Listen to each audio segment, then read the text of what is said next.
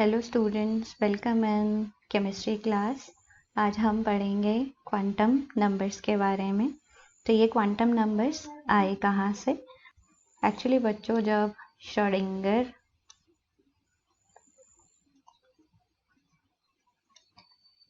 Wave equation को solve किया गया तो एक इलेक्ट्रॉन के लिए हमारे पास एक सीरीज ऑफ वेव फंक्शंस आए और ये वेव फंक्शंस इंडिकेट करते थे एटॉमिक ऑर्बिटल्स को, और साथ में हमारे पास series of energies I having discrete values. हर एक वेव फंक्शन के लिए एक डेफिनेट एनर्जी की वैल्यू थी। तो ये जो एटॉमिक ऑर्बिटल्स आए, क्योंकि हमारे पास तो बहुत सारे एटॉमिक ऑर्बिटल्स आए, अब इन एटॉमिक ऑर्बिटल्स की यूनिक आइडेंटिफिकेशन के लिए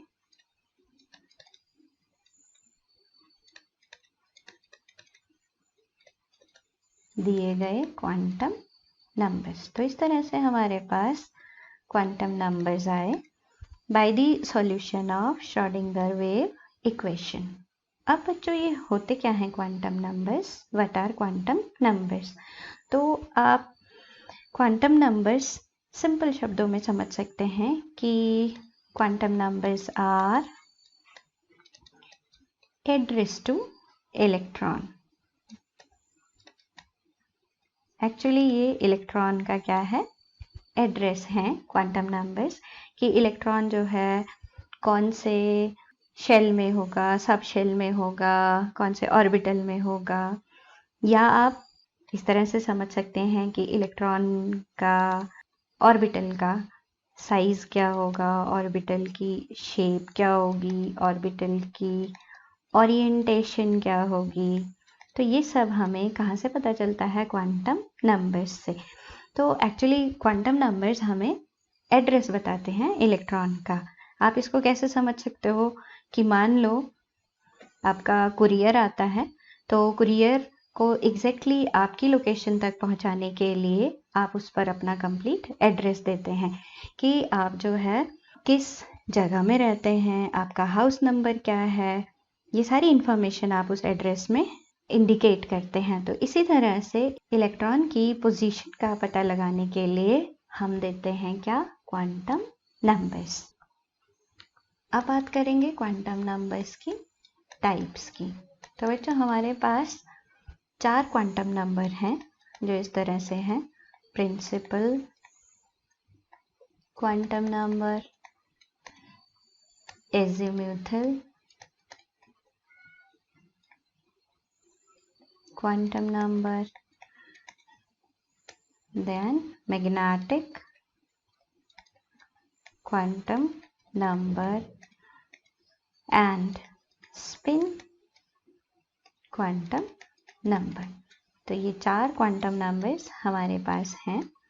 इनमें से बच्चों ये 3 क्वांटम नंबर्स एक दूसरे से रिलेटेड हैं। कैसे? कि अगर हमें एक की वैल्यू पता है तो हम जो है बाकी औरों की वैल्यूज प्रेडिक्ट कर सकते हैं। अब डिस्कस करेंगे इन्हें डिटेल में। सबसे पहले लेते हैं प्रिंसिपल क्वांटम नंबर। तो बच्चों, it is denoted by n and it is a leading quantum number। Leading quantum number है। ये एक्चुअली हमें बताता है साइज ऑफ ऑर्बिटल, कि ऑर्बिटल का साइज कितना है। जैसे समझ सकते हैं कि इलेक्ट्रॉन का हाउस कितना बड़ा है, इलेक्ट्रॉन का हाउस छोटा है या बड़ा है, तो ये हम पता लगा सकते हैं इस n की वैल्यू से। अब n की कोई भी इंटीग्रल वैल्यू हो सकती है एक्सेप्ट 0, 1, 2, 3, 4 एंड सो ऑन। अब ये जो प्रिंसिपल क्वांटम नंबर है दैट सिग्निफाइज शेल्स और ऑर्बिट्स।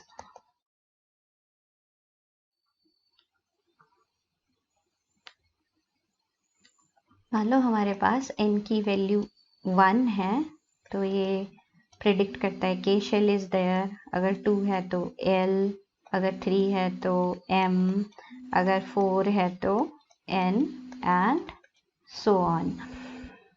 अब बच्चों, जैसे जैसे n की वैल्यू इंक्रीज होगी तो साइज भी ऑर्बिटल का बढ़ेगा।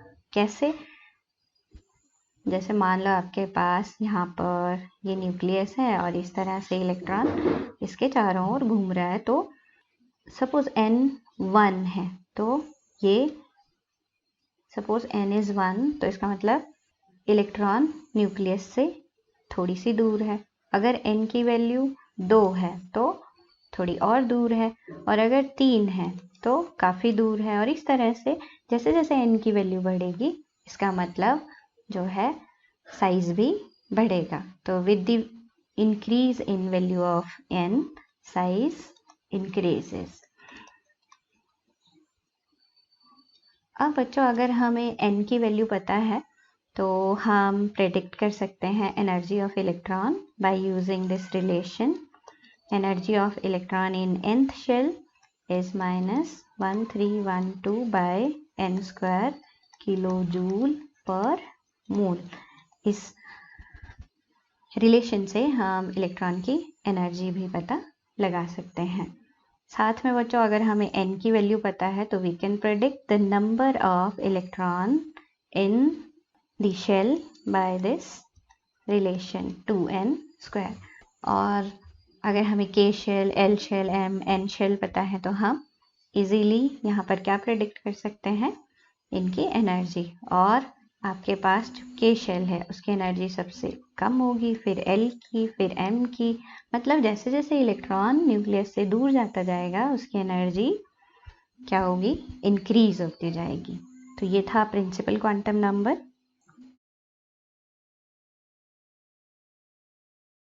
सेकेंड बात करते हैं बच्चों एजीमुथल क्वांटम नंबर।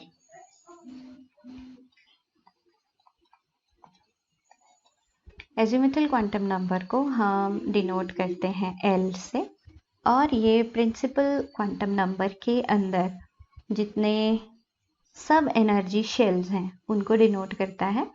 एक मेन एनर्जी शेल n के अंदर जितने सब एनर्जी शेल्स हैं that are denoted by this azimuthal quantum number. ये बताता है हमें शेप ऑफ ऑर्बिटल।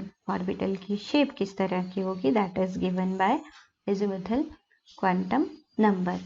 अब जो L की वैल्यू है वो हो सकती है फ्रॉम 0 to n-1। अब मान लो मेरे पास n की वैल्यू 1 है तो L की क्या वैल्यू होगी बच्चों? 0।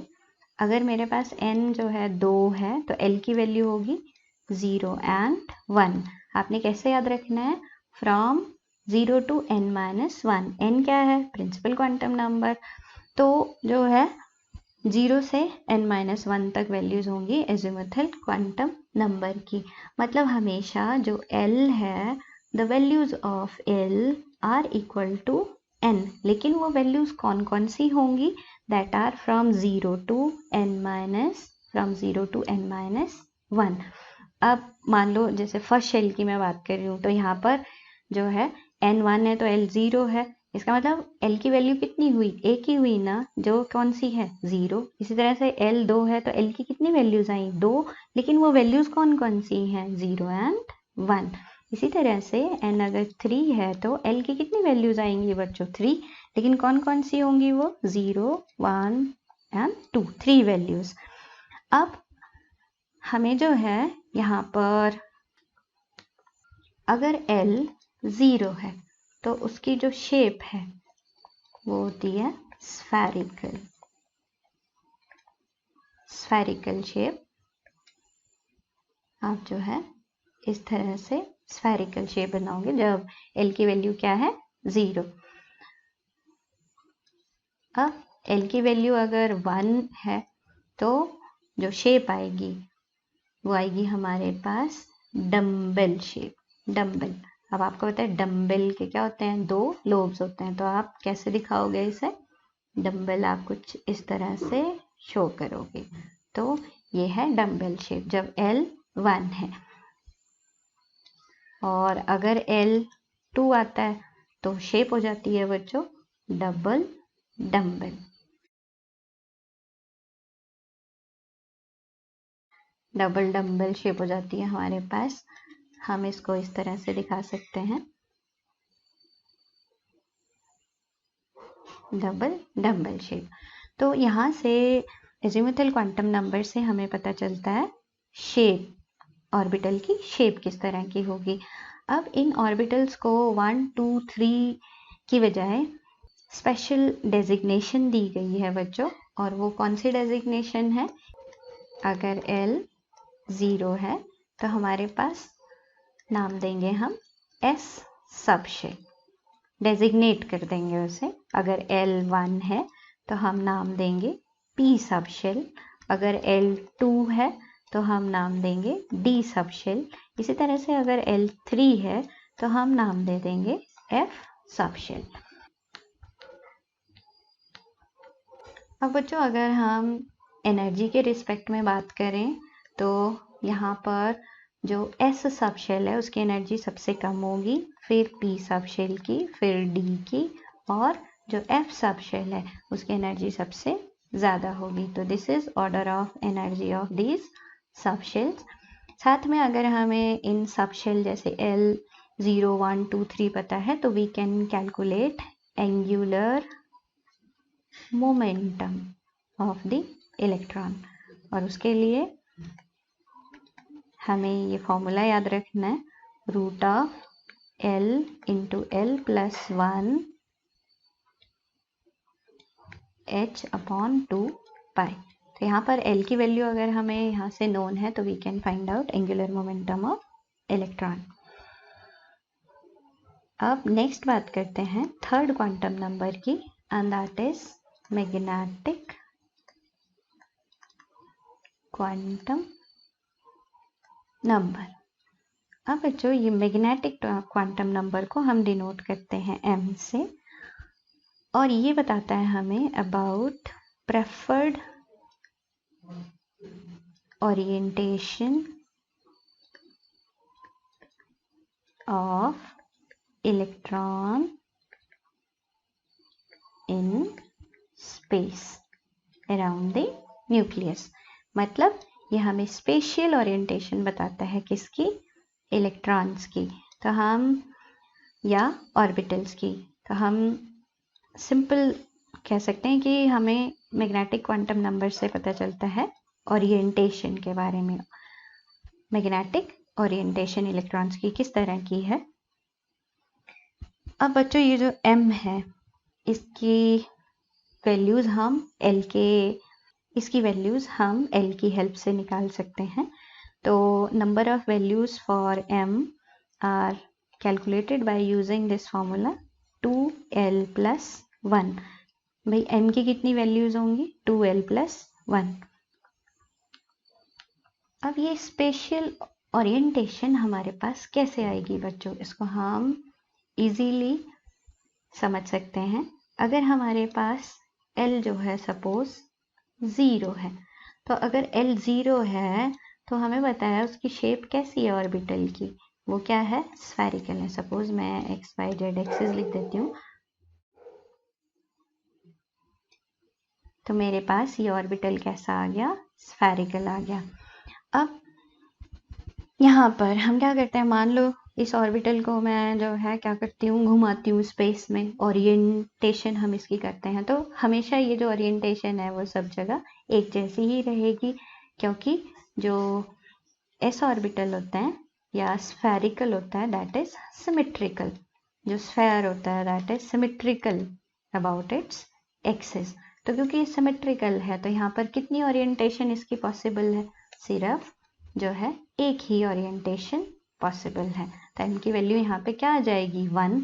तो अगर आप इस फॉर्मूला में m की वैल्यू निकाल रहे हो तो l 0 भरेंगे तो आपके पास क्या आएगा 1, तो इस तरह से 1 वैल्यू आ गई। अब मान लो l की वैल्यू 1 है। अगर l की वैल्यू 1 है तो हमने पढ़ा l की वैल्यू 1 है तो कौन सा सब शेल होगा बच्चों, p सब शेल। और अगर p सब शेल होगा तो हमारे पास जो है शेप कैसी होगी, डम्बल शेप। अब डम्बल शेप होगी तो अब मान लो डम्बल शेप है तो हम कैसे बनाएंगे उसे, तो सपोज एक्स एक्सिस के अलोंग मैं बनाती हूँ तो ये डम्बल शेप है। तो अब यहाँ पर जो प्रोबेबिलिटी है इलेक्ट्रॉन मिलने की वो इस रीजन में है। अब अगर हम क्या करते हैं, इसको ओरिएंट कर देते हैं। सपोज अभी एक्स एक्सिस में था, अब मान लो मैं इसको ओरिएंट कर देती हूँ अलोंग वाई एक्सिस, तो मेरे पास इस तरह की ओरिएंटेशन आ गई। तो आपके पास पहले एक्स एक्सिस के अलोंग, ये पी एक्सिस के, और अगर हम इसको फ्लिप कर देते हैं तो क्या होगा,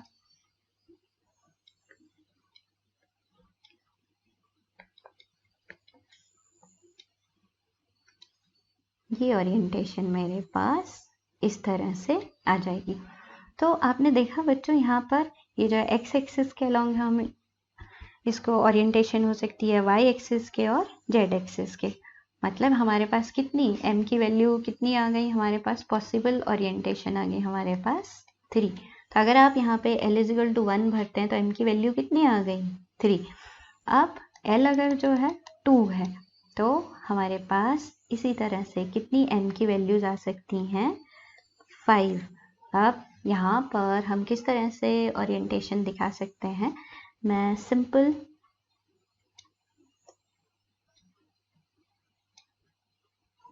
मान लो बच्चों मेरे पास एक्स वाई एक्सिस है और मैं इसमें जो है डबल डम्बल बनाती हूँ सपोज, तो ये मैंने एक्स और वाई एक्सिस के अलोंग के इन बिटवीन इलेक्ट्रॉन्स की प्रोबेबिलिटी को शो किया है।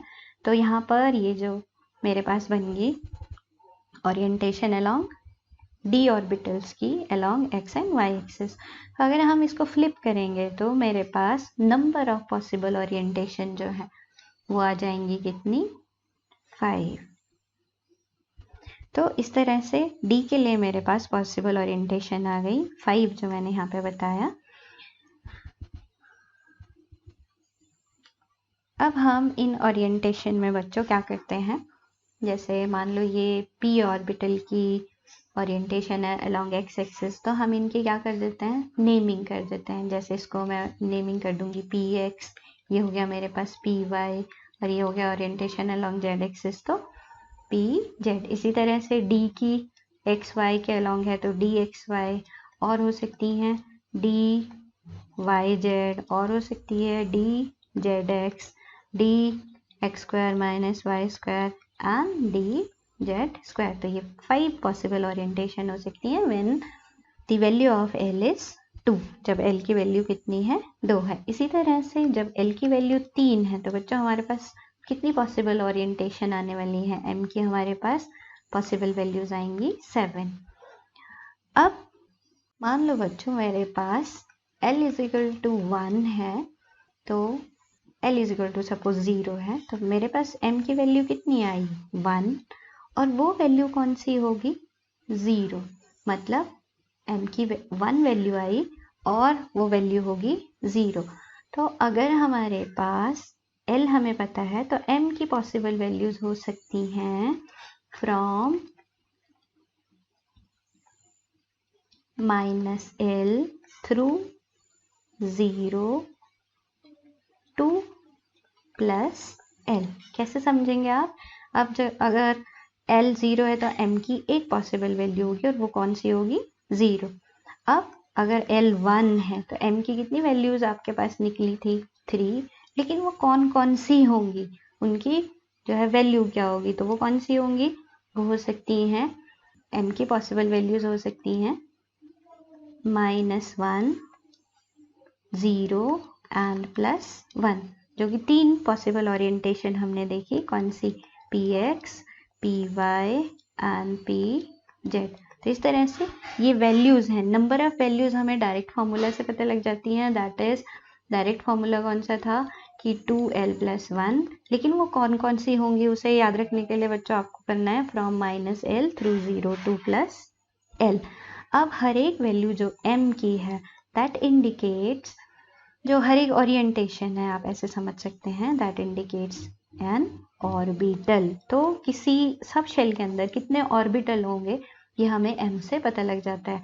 जैसे मान लो हमारे पास s सब शेल है, तो s सब शेल के अंदर हमारे पास कितने ऑर्बिटल आ रहे हैं, m की वैल्यू 1 आ रही है, तो मतलब 1 ऑर्बिटल है। p सब शेल में हमारे पास जो m की वैल्यू है वो कितनी आ रही है, 3, इसका मतलब हमारे पास 3 ऑर्बिटल हैं। लेकिन वो कौन कौन से हैं, वो होंगे हमारे पास s में तो एक ही होगा, लेकिन p में px, py और pz होगा। तो 3 जो ऑर्बिटल्स होंगे और उनका नाम ये होगा। इसी तरह से मान लो हमारे पास d सब शेल है, तो d सब शेल के अंदर कितने ऑर्बिटल पॉसिबल हैं बच्चों, 5। और कौन कौन से हैं वो, dxy, dyz, dzx, dx² - y² and dz²। तो इस तरह से ये हमारे पास आ जाते हैं क्या, ऑर्बिटल्स। अब बच्चों जिन ऑर्बिटल्स की एनर्जी एक जैसी होती है, जैसे मैंने px, py, pz लिखा, या जो है ये 5 d ऑर्बिटल्स लिखे, तो जिनकी एनर्जी एक जैसी होती है उनको बोलते हैं हम degenerate orbitals, orbitals having same value of energy. तो ये तो थे बच्चों 3 क्वांटम नंबर्स और ये आपस में इंटर रिलेटेड हैं। आपको कैसे पता चला कि अगर आप जो है suppose you know the value of principal quantum number, तो आपको L पता लग जाएगा। सपोज मेरे पास n1 है तो L क्या होगा, 0, और अगर L 0 है तो n की भी एक ही वैल्यू आएगी एंड दैट इज ऑल्सो 1। मतलब आपके पास अगर हम इसको डिनोट करते हैं तो फर्स्ट एनर्जी शेल में एक ही सब शेल होगा और जिसके अंदर एक ही ऑर्बिटल होगा। इसी तरह से मान लो n जो है 2 है, तो यहाँ पर L की कितनी वैल्यूज आएंगी, 0 एंड 1। और अगर L 0 है तो हमारे पास m की एक ही पॉसिबल वैल्यू है, और अगर L 1 है तो हमारे पास m की कितनी पॉसिबल वैल्यूज हैं, 3। तो इसका मतलब यहाँ पर अगर मुझे लिखना है L 0 है तो कौन सा जो है 2 quantum number, principal quantum number और सब शेल s, और एक ही ऑर्बिटल है। लेकिन यहाँ पर अगर L1 है तो मेरे पास कौन सा सब शेल है, p, तो प्रिंसिपल क्वांटम नंबर पहले आएगा, फिर p सब शेल, और इसके बाद यहाँ पर क्योंकि 3 पॉसिबल ओरिएंटेशन मेरे पास हैं, 3 क्या है मेरे पास ऑर्बिटल्स हैं, तो उनको मैं इंडिकेट करूंगी 2px, 2py एंड 2pz से। जहाँ पर m की वैल्यू क्या हो रही थी बच्चों, m की वैल्यू हमारे पास आई थी +1, -1 एंड 0। तो ये 3 वैल्यूज हैं और कौन कौन सी हैं, ये वाली हैं। तो इस तरह से ये आपस में रिलेटेड हैं, कौन, principal quantum number, azimuthal quantum number and magnetic quantum number. अब हम बच्चों 4th क्वांटम नंबर करेंगे, स्पिन क्वांटम नंबर। अब ये जो स्पिन क्वांटम नंबर है इसको हम डिनोट करते हैं ms से, या सिंपल s से भी इसको डिनोट कर सकते हैं। Actually spin quantum number electron की इनहेरेंट कैरेक्टरिस्टिक को बताता है कि जो इलेक्ट्रॉन के अंदर अपने आप में ही पहले से जो प्रॉपर्टी प्रेजेंट है that is given bye spin quantum number. अब इलेक्ट्रॉन जो है वो क्या करता है, अपनी एक्सिस पे भी जो है स्पिनिंग करता है, जैसे अर्थ अपनी एक्सिस पे भी घूमती है और न्यूक्लियस के चारों ओर भी घूमती है, in the same way electron nucleus के चारों ओर तो घूमता ही है, साथ में ये अपनी एक्सिस पे भी घूमता है। तो जब ये अपनी एक्सिस पे रोटेट करता है तो उस स्पिनिंग को डिनोट करते हैं हम स्पिन क्वांटम नंबर से। आपने याद रखना है बच्चों, it is quite different from magnetic orientation. Magnetic orientation actually हमें स्पेस में किस तरह की अरेंजमेंट होगी इलेक्ट्रॉन की, इलेक्ट्रॉन कहाँ कहाँ प्रेजेंट होंगे वो बताता है, जबकि स्पिन क्वांटम नंबर हमें इलेक्ट्रॉन की स्पिनिंग बताता है। तो इलेक्ट्रॉन जो है या तो क्लॉकवाइज स्पिन करेगा, और क्लॉकवाइज साइन को जनरली हम इस तरह से डिनोट करते हैं, या वो एंटी क्लॉकवाइज जो है स्पिन करेगा। तो हम क्या करते हैं, हम clockwise generally plus half value देते हैं और anti clockwise minus half value से डिनोट करते हैं। अब ये जो स्पिन क्वांटम नंबर है बच्चों, that is responsible for magnetic behaviour of the elements. So that's all about quantum number. That's all for today. Thank you.